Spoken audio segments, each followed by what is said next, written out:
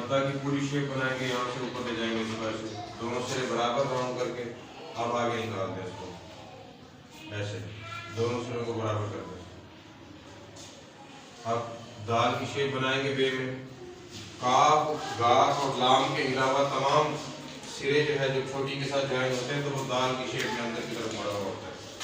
इसको लाएंगे और यहाँ से नीचे राउंड करेंगे, फिर ऊपर लेके जाएंगे।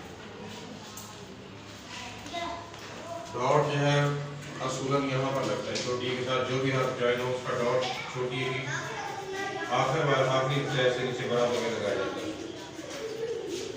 हम यहाँ लगा देते हैं डॉट, बच्चों को लगाया भी साथ, सिर्फ सिवाय ऊपर वाले डॉट से नीचे वाले डॉट यहाँ या लाइन के ऊपर लगा दें या फिर इसके बराबर लगाए।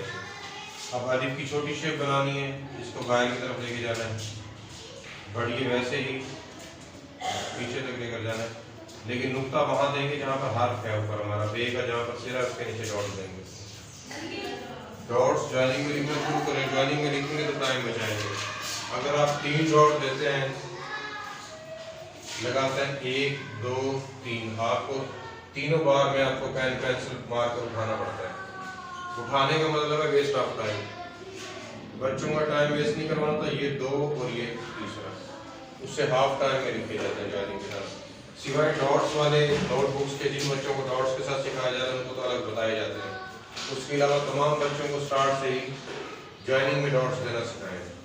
हम बुक्स पढ़ाते हैं, कभी किसी बुक में जो है डॉट्स अलग से लगे हुए हों, सेपरेट लगे हुए हों, हैं बच्चों की जो बुक्स हैं उनमें कहीं पर डॉट होते हैं सेपरेट लगे हुए किसी जगह पे, देखा होगा आपने।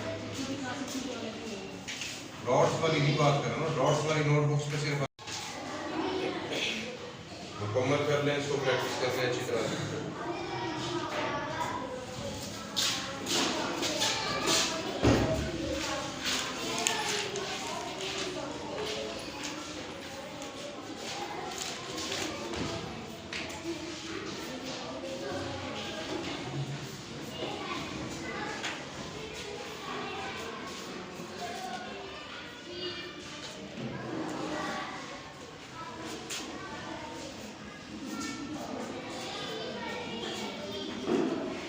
ऐसे नहीं है,